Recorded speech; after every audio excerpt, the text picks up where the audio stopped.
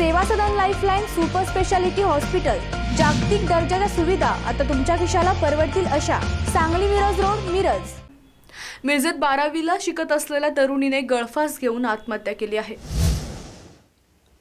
समतानगर तोडकर मळा येथे ही घटना घडली आहे। साक्षी मनीषा तोडकर वय 18 असे तरुणीचे नाव आहे। इयत्ता 12वी मध्ये ती शिकत होती। नुकतीच झालेल्या 12वी परीक्षेचे पेपर तिने दिले आहेत। आज दुपारी राहते घरी तिने साडीने गळफास घेऊन आत्महत्या केली।